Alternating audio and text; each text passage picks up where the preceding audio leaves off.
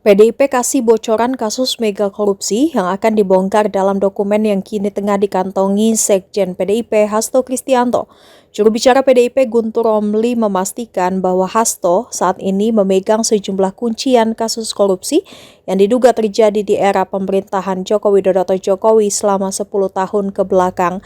Menurutnya Hasto Kristianto sebagai sekjen dari partai berkuasa saat itu memudahkan elit PDIP memiliki akses ke sejumlah informasi dugaan mega korupsi.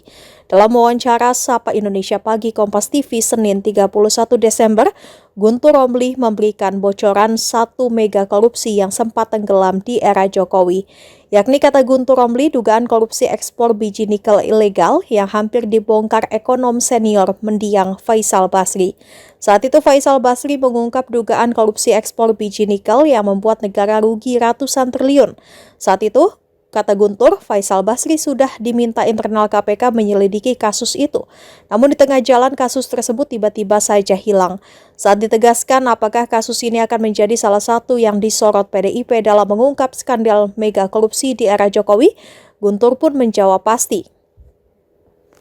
Kami ketika sudah katakanlah terbentuk suatu desakan dari masyarakat, kemudian buru-buru tergopoh-gopoh untuk menyelesaikan kasus tersebut. Oke. Seandainya beberapa dokumen yang disampaikan oleh almarhum Faisal Basri adalah yang bocor ke masyarakat, saya kira kasus dugaan ekspor ilegal biji nikel itu nggak akan mandek seperti sampai sekarang, Mbak. Itu kalau menurut saya.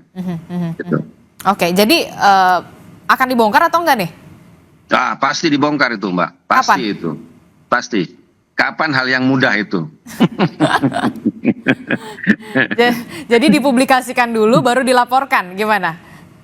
Ya kita nggak mau, tidak ada niat untuk ngelaporin lah. Kita lebih ke bagaimana soal pemberantasan korupsi ini, edukasi terhadap masyarakat, kemudian juga penyalahgunaan wewenang itu juga masyarakat juga tahu.